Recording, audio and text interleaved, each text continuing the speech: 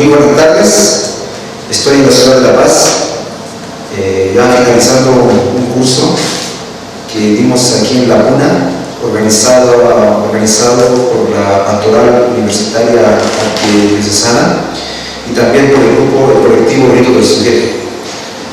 Mi nombre es Juan Jacobo Tancara Chambe. A propósito, he estudiado aquí en la Universidad Mayor de San Andrés la carrera de literatura, también en Costa Rica ciencias teológicas, y he hecho un doctorado en filosofía en la Universidad de Bielefeld en Alemania. He trabajado en instituciones de teología, de educación, escribo, he publicado algunos artículos y libros, y bueno, intento reflexionar junto al pueblo, hacer una teología, una filosofía a pie, como se dice.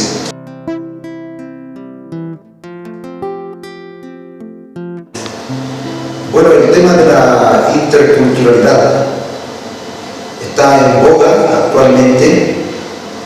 Significa entre culturas. Se relaciona al concepto de diálogo entre culturas.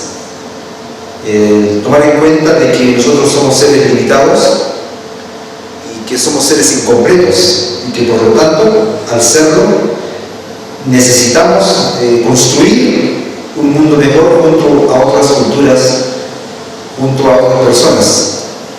En el tema de la interculturalidad entra el tema de la diversidad, de tal forma que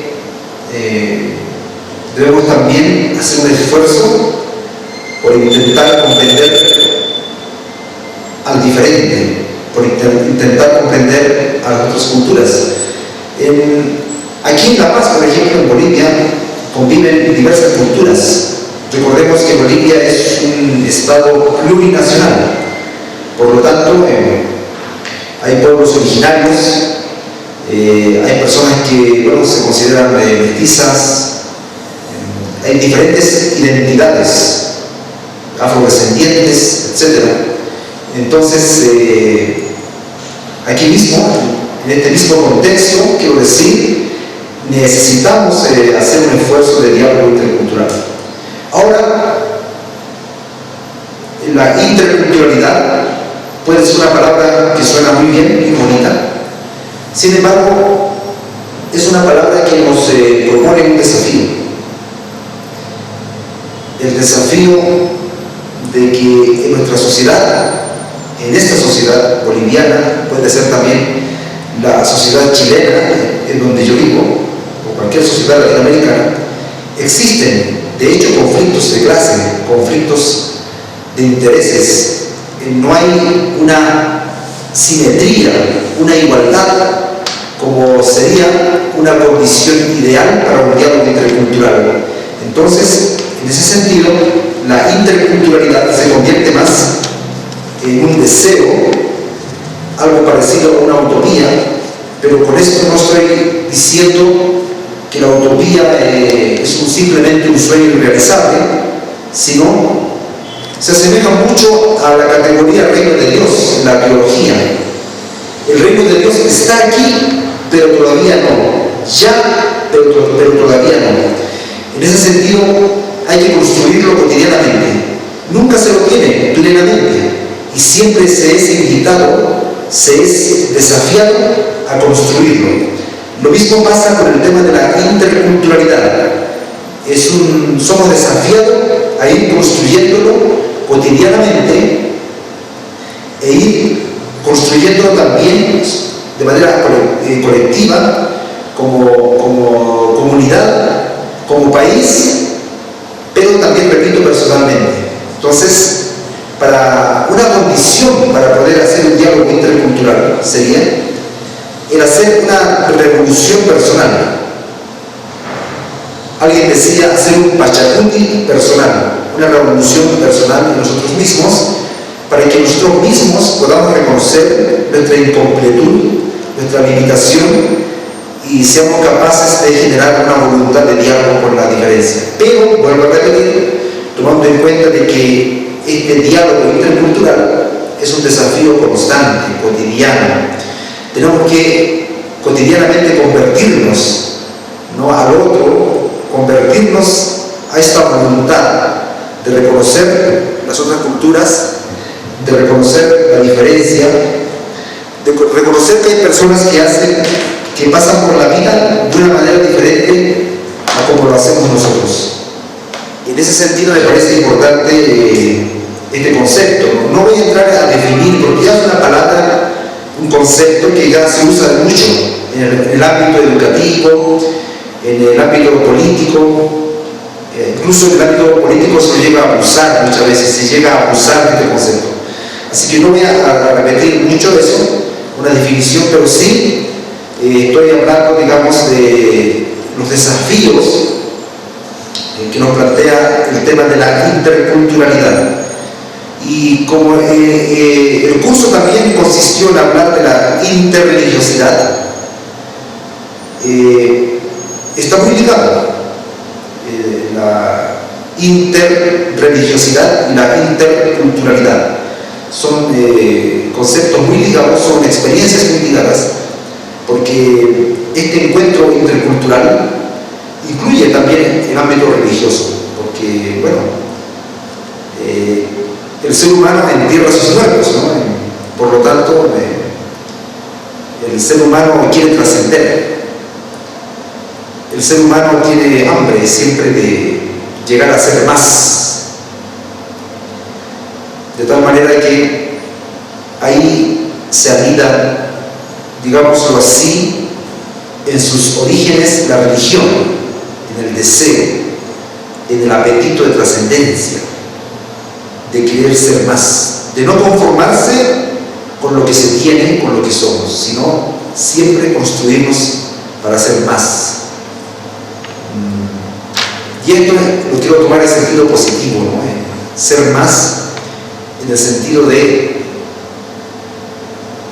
construirnos como seres humanos más completos. Es cierto, otra vez, entra el tema de la utopía, de los deseos, que quizás no vamos a llegar a la completud, a la plenificación, pero tenemos hambre de plenitud. Y eso nos diferencia como seres humanos. Y pienso que ahí está principalmente el ámbito religioso. No solamente ahí se puede abordar el fenómeno religioso por otras vías, pero yo quiero hacerlo de esta manera, quizás un poco filosófica, por qué no decirlo, un tanto literaria, poética, pero es la manera como yo abordo el tema de la religión.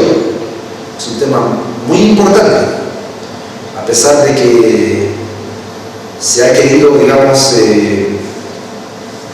negar la importancia de la religión con toda la influencia de la sociedad occidental moderna, con toda la herencia de la Ilustración. Immanuel Kant, ¿no?, hablaba de la madurez, de dejar de ser niños y llegar a ser adultos, y por lo tanto tomar el destino, la historia en nuestras manos, y de tal manera que también, tal vez, interpretando esta idea, se podría decir que llegó la hora de librarnos de la religión, que ya los seres superiores no nos sigan tutelando, sino podemos tomar en nuestras manos la historia, el destino. Y con el avance de la ciencia se pensaba que uno ya podía dominar la naturaleza, tener más conciencia histórica con las ciencias de la historia, etc. Pero cuando se interpreta la religión desde el tema de los deseos, desde el tema el apetito de ser más, desde el apetito de plenitud, que todos tenemos de alguna manera, entonces pienso que la religión vuelve otra vez. Y está muy ligado, digamos, al tema de la interculturalidad. Y finalmente, para, digamos, me pidieron un poco que definiera este tema de la interculturalidad, podría decir de que nosotros debemos hallar en todas las culturas, para que se establezca ese diálogo intercultural,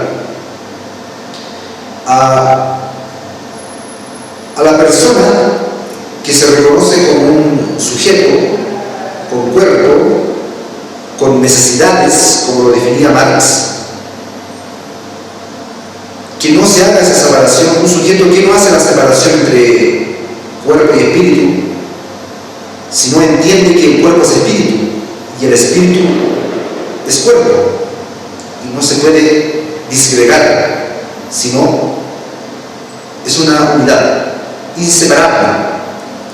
Por eso es que cuando se ora por los alimentos, por ejemplo, como se suele hacer, yo también lo hago, no basta solo la oración, es necesario tener materialmente la comida. Una oración sin comida es una oración, podemos decir, sin gracia, desgraciada. Necesariamente tiene que haber comida para que tenga sentido la oración, pero necesitamos orar, necesitamos articular una palabra poética para referirnos a la trascendencia. Entonces, para el diálogo intercultural se requiere que se reconozca que las personas se reconozcan como sujeto, como este sujeto corporal necesitado, pero también, si bien es cierto, infinito, pero también atravesado por la infinitud. Como decía un profesor, Francis Fukuyama, ¿no? De tal manera que es un sujeto que aspira a la infinitud. No solamente corporal, no solamente necesitado, sino también tiene unas tremendas aspiraciones espirituales, de trascendencia, sin dejar de ser cuerpo, sin dejar de ser persona concreta que tiene hambre, siente frío, necesita abrigarse, necesita del cariño, de los abrazos, etc. Entonces, reconocer a este sujeto que afirma la vida, además, ¿no? En todas las culturas es posible que este sujeto, como lo plantea la Escuela del Departamento Ecuménico de Investigaciones, una discusión que sostuvimos en el año 2002, que justamente hablaba del sujeto y la interculturalidad, es posible que este sujeto esté en todas las culturas, sea la base para establecer un diálogo intercultural y también un diálogo interreligioso, pero, vuelvo a repetir, tomando en cuenta que no somos iguales y que constantemente somos desafiados porque hay asimetría, porque hay desigualdad, porque hay injusticia. Y necesitamos reparar lo máximo que podamos en esas injusticias, en esa desigualdad, en esas asimetrías, para poder crear condiciones para que las culturas puedan conversar entre ellas.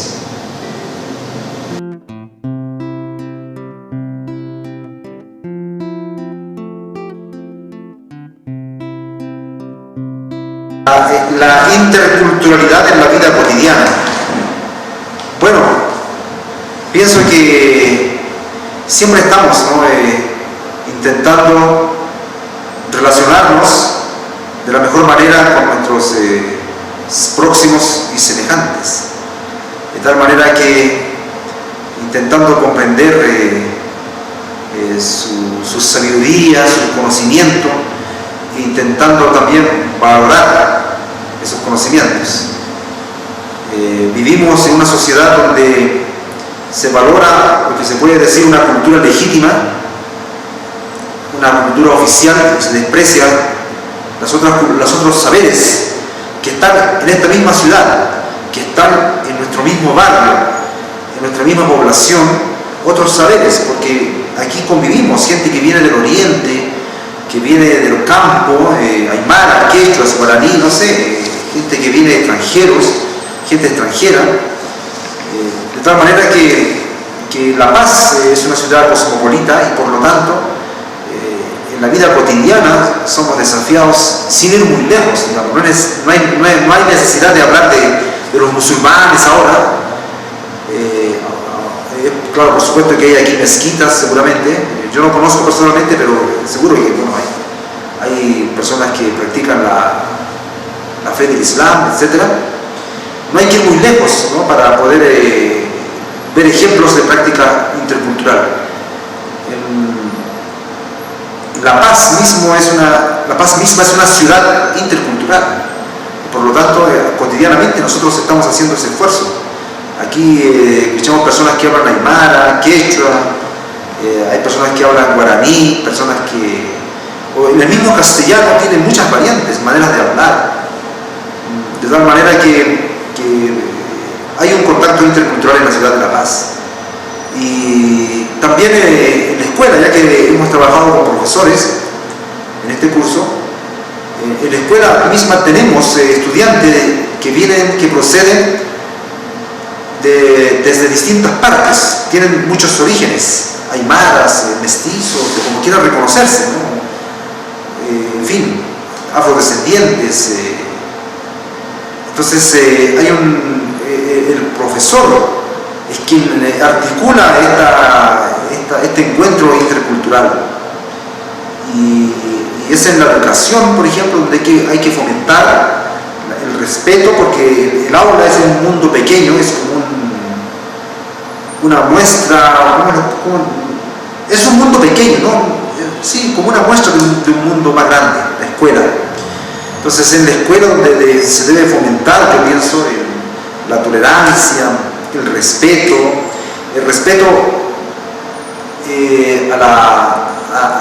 a la mujer, por ejemplo, porque en América Latina tenemos mucho el tema de la violencia y se debe ahí fomentar el respeto a otras culturas, a personas que vienen incluso de otro estrato social, por decirlo así, ¿no? Nuestra sociedad, no porque lo diga yo sino la describo, es una sociedad estratificada y por lo tanto el respeto hacia personas que vienen de otro estrato social.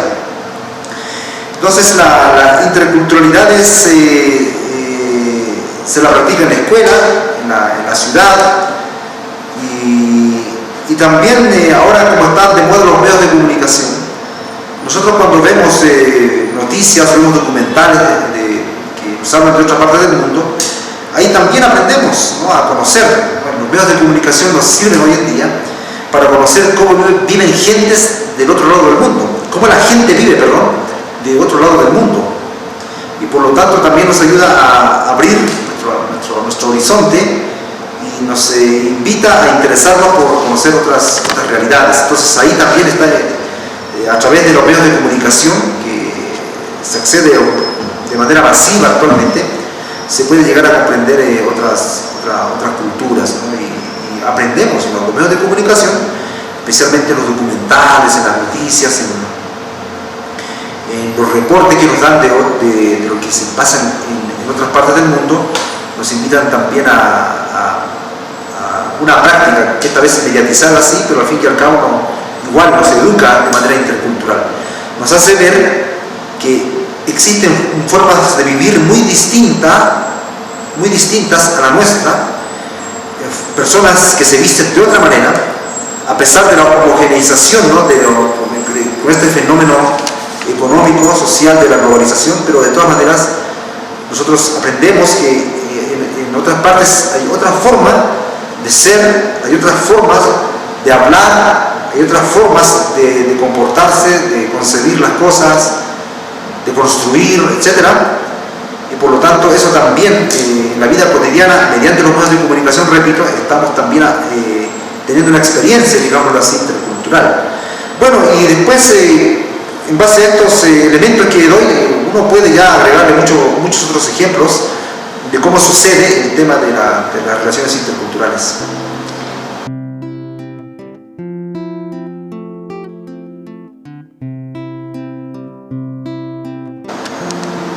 Por supuesto que uno en el diálogo intercultural tiene que negociar, habíamos dicho, tiene que ceder, y este tema es muy importante, ¿no?, porque, como decía, cada quien defiende sus intereses, pero hay que tomar conciencia de que nosotros solo no podemos resolver las cosas en solitario, no podemos, incluso nuestro propio interés depende de la otra persona para que se realice. Incluso si velamos nuestro interés propio, necesitamos este mundo, necesitamos de las personas para llevar a cabo nuestros propios proyectos personales incluso. Así que uno puede concebir un gran egoísmo, pero ese egoísmo aún así necesita de las otras personas.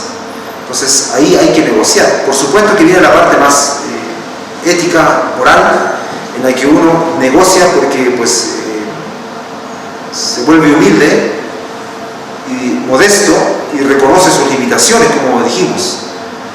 Y hay que negociar. Las relaciones humanas son constante negociación. Uno negocia con la esposa, con el esposo, con los hijos, negocia con la comunidad, con la familia, con la sociedad. La política, por excelencia, ¿no?, que representa diferentes intereses, son negociaciones y hay que saber negociar, sin traicionar lo que uno es, lo que uno cree importante para su proyecto de vida. Pero a veces hay que ceder en ese sentido, hay que ceder. En la reconciliación también. La reconciliación implica el pedirse perdón, el no repetir las acciones que nos llevaron a herirnos, pero también implica el ceder posiciones, ¿no?, en favor de poder construir esta cultura de la paz, ¿no? Y también un fuerte espíritu de autocrítica. Requerimos constantemente autocriticarnos y volvernos, como decía, humildes. No vivir humillados, pero sí volvernos humildes, porque nosotros, repito, somos seres inacabados. Requerimos afirmar la vida cotidianamente. Constantemente estamos amenazados de caer, de la muerte. Y aquí entra un tema, también un concepto que hemos hablado en el curso, tiene que ver con la vulnerabilidad. Somos seres vulnerables y hay que estar conscientes de ello. Eso nos obliga de alguna manera a ser bien considerados por los demás. Y pienso que la vulnerabilidad es clave para el diálogo intercultural e interreligioso. Y estos diálogos y estos conceptos que estamos planteando, la vulnerabilidad, el tema de los deseos, el tema de la negociación, el tema de la reconciliación, es un tema muy importante en la familia, es un tema muy importante en la comunidad, es un tema que en la escuela, son temas que en la escuela deben estar presentes, son parte de la educación. Debemos educarnos para ello, para la reconciliación, para el diálogo. Es cierto, alguien me dirá, usted es muy utópico, muy soñador, el mundo más bien es violencia, es desencuentro, es rivalidad, es lucha, competencia, salvaje. Bueno, pero a pesar de eso, tenemos nosotros que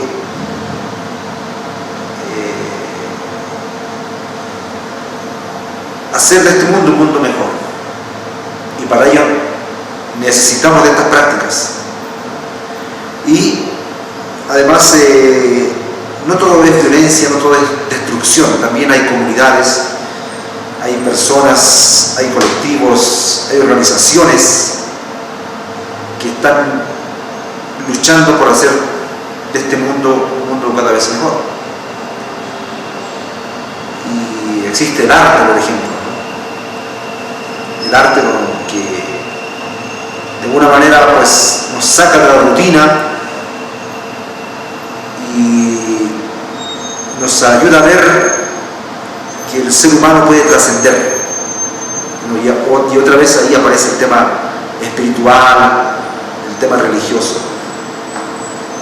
Este desprendimiento, ¿no?, esta reconciliación, este ceder, yo pienso que es una cosa profundamente espiritual, es una cosa profundamente religiosa, interpretando la religión como este apetito por la trascendencia y no solo como el opio del pueblo.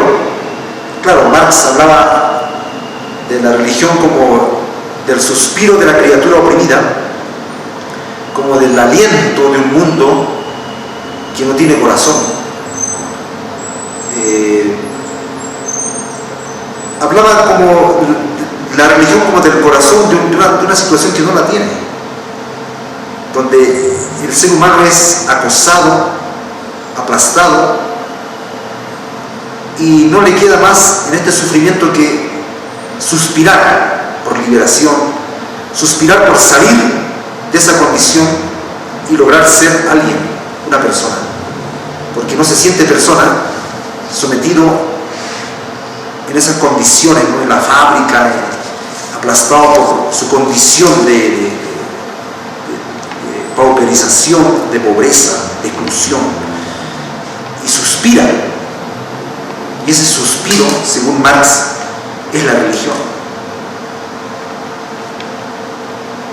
Y en ese sentido es como un calmante, como un opio, que le ayuda a esta criatura oprimida. Claro, en ese sentido, muy interesante por cierto, no lo voy a tomar necesariamente, sino en el otro sentido de que el ser humano tiene apetito de trascendencia, de ser más, de ser persona, de que lo reconozcan como sujeto, de que le reconozcan su sabiduría, sus saberes, su valor, su dignidad, y en ese sentido, ¿no? de aspiración, de deseo, que puede tener un lenguaje no solamente religioso, puede expresarse también en obras de arte, puede expresarse de otra manera, pero yo quería decir que ahí podemos ubicar más o menos el origen de la religión. Pero efectivamente yo pienso que el desprenderse, el querer dialogar, el querer reconocer los límites, el querer valorar al otro y a la otra, es una profunda espiritualidad. Sería como una religión, pero en el sentido de que acabo de señalar. Una religión, que nos permita aspirar más humanidad.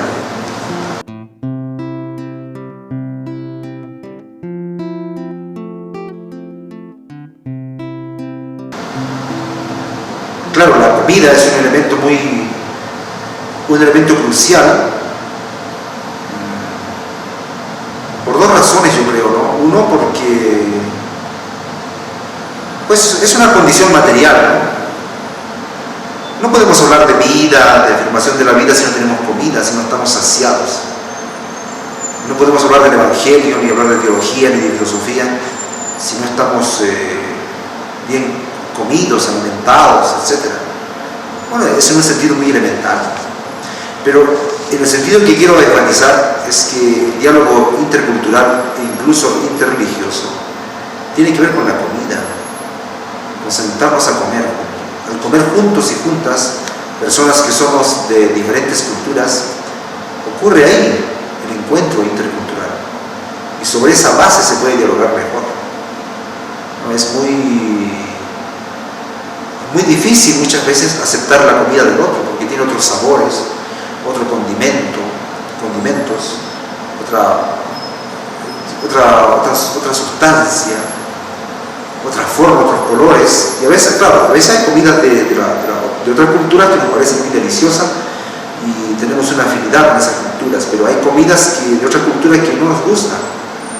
Entonces, quisiera decirlo así, la expresión más lograda de un encuentro intercultural es cuando yo soy capaz de comer la comida del otro, porque el otro es su comida. En esa comida está su arte, su mezcla, su manera de cocinar, de disponer los elementos. Está su sabor, compartir sabores, compartir olores, comer con alguien de otra cultura. Esa es la expresión máxima, me parece, del diálogo intercultural. Es un encuentro en base a la comida.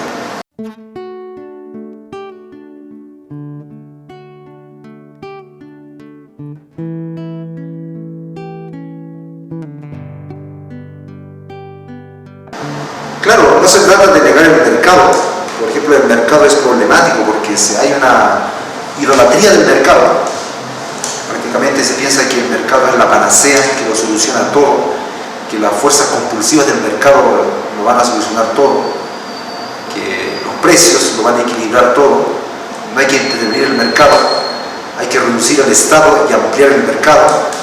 Y lo que estamos viendo más bien que dejar que el mercado actúe libremente está llevando al monopolio, está llevando a que unas cuantas personas o empresas dominen el mundo. Y además, pues eso del libre mercado es un mito, porque el mercado está bien controlado, en realidad, por las grandes potencias, por las grandes empresas, por los que tienen el poder económico, político. El poder económico da un poder político y también un poder cultural para influenciar a las personas a través de los medios masivos de comunicación.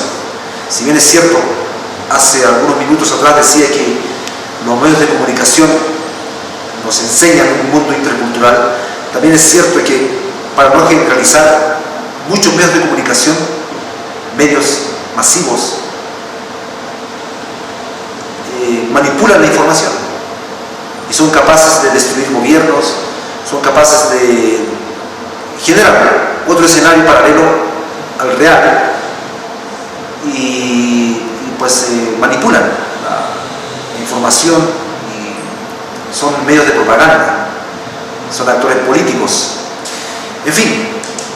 Entonces el libre mercado está bastante bien controlado, yo diría, ¿no? Hay muchas leyes que no permiten a los países subdesarrollados salir de su subdesarrollo, por ejemplo, ¿no? Hay leyes hechas a medida de quienes dominan, las potencias, las empresas que pertenecen a esas potencias o que ahí se establecen, que dominan al mundo. De hecho leyes a la medida de todas estas potencias. Pero aún así este mercado libre, o como queramos llamarle, la economía de mercado,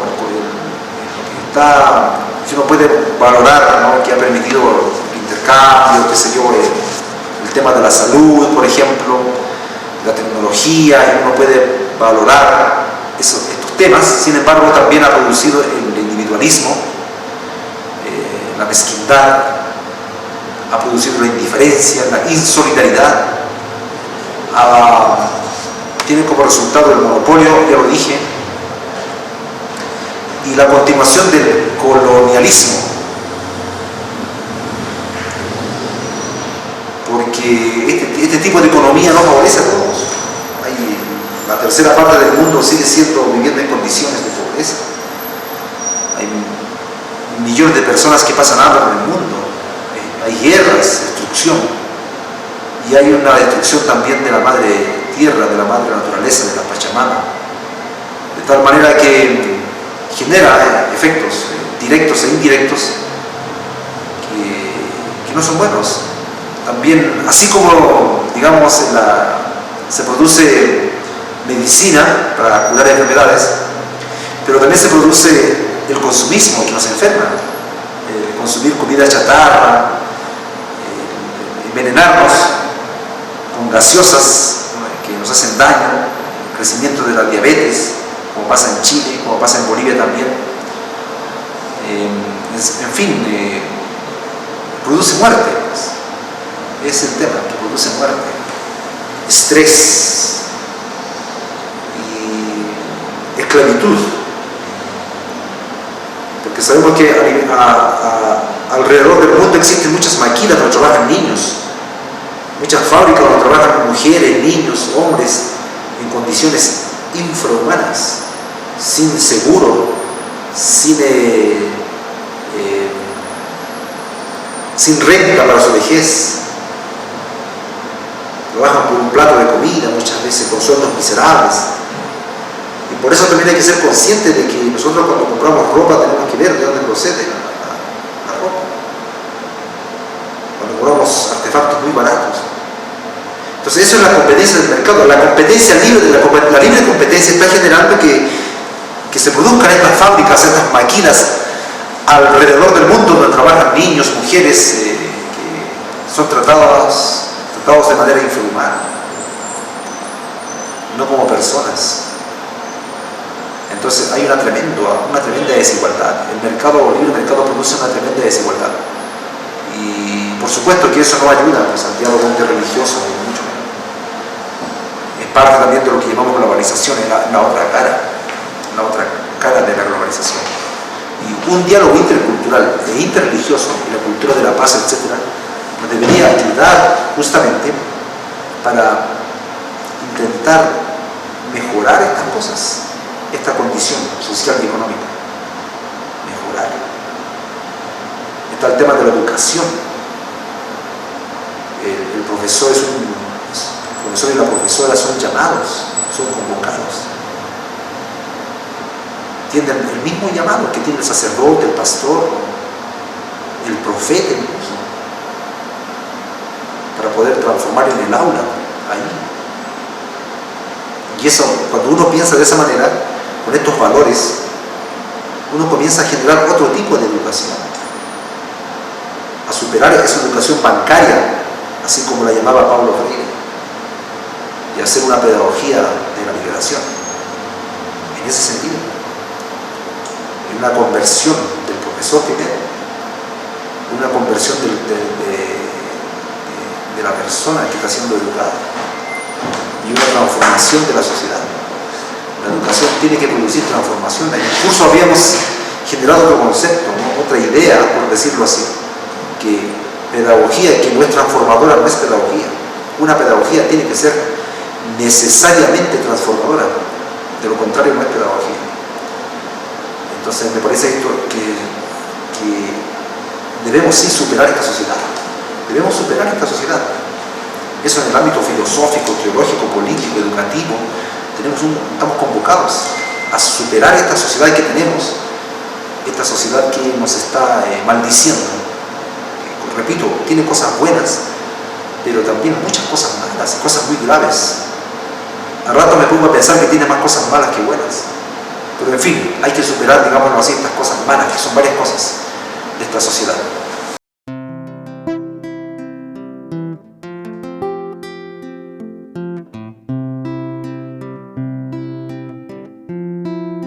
Nosotros hablamos estas cosas y nos ponemos a compartir estos temas, a aprender mutuamente, porque queremos hacer de nuestra comunidad, de nuestro barrio, de nuestra sociedad un lugar mejor, más habitable, más vivible. Y eso pasa por un fuerte proceso, como decía en un comienzo, de un pachacuti personal, una revolución personal. Podemos decir también una fuerte concientización. Ahí entra el papel de los profesores, de la profesora, de trabajar con sus estudiantes, con los participantes de su curso, estos temas, porque ahí tenemos que ser educados en la cultura de la paz. Pienso que esto es lo más importante, porque en un mundo violento de guerra no podemos hacer nada, o tal vez hacer cosas, pero ya serían resistencias, sería más que nada resistencias, ¿no? Y aumentarían los deseos, la frustración. Yo digo aumentarían los deseos en el sentido de desear cosas básicas, ¿no? Pero se supone que el ser humano vamos avanzando. No, tenemos que ya a estas alturas, aunque siempre se dice no podemos volver atrás, podemos volver ¿cómo se puede decir? No quiero usar la palabra barbarie porque parece que es un insulto a cierta cultura, pero podemos regresar a la guerra, a la violencia, ¿no? Que ya se pensaba que estaba superado.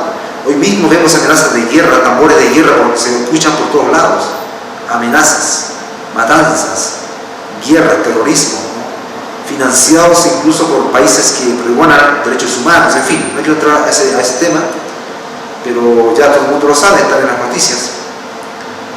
Y vemos un mundo violento. Entonces, frente a ello, bueno, hay que resistir, hay que dar esperanza. En el curso también yo decía de que una pedagogía que no tiene esperanza, que no da esperanza, no es pedagogía. Tiene que necesariamente transmitir esperanza, y especialmente en un mundo, como les decía, rodeado de violencia, de guerra. Entonces, nosotros con estos temas tenemos que aspirar a eso. No tenemos otra alternativa. Y no solamente a nivel macro, geopolítico, sino también a nivel de la familia. La violencia que hay en los hogares, en los barrios, en las calles, la agresividad.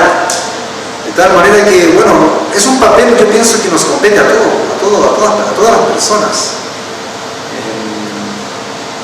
No solamente a los teólogos, a los pastores, a los sacerdotes, sino todos tenemos que tener bien claro de que tenemos que crear unas condiciones para hacer de este mundo un lugar más habitable. Ese es el tema, esa es la cultura de la paz. Así como está el tema de la naturaleza, de que sin naturaleza no hay ser humano, de la misma manera no podemos estar viviendo, siempre va a haber conflictos, eso no se va a superar, pero siempre hay conflictos y por eso hay desafíos y por eso es interesante el mundo, porque podemos ir mejorando. Pero más que nada me refiero a estos conflictos ya que desbordan, que ya hace insoportable la existencia, ¿no? Y las ciudades son muy violentas, se respira la violencia por todos lados. Y ahí nosotros tenemos que ir pensando cómo hacemos, cómo construimos nuestras ciudades, cómo construimos nuestros barrios.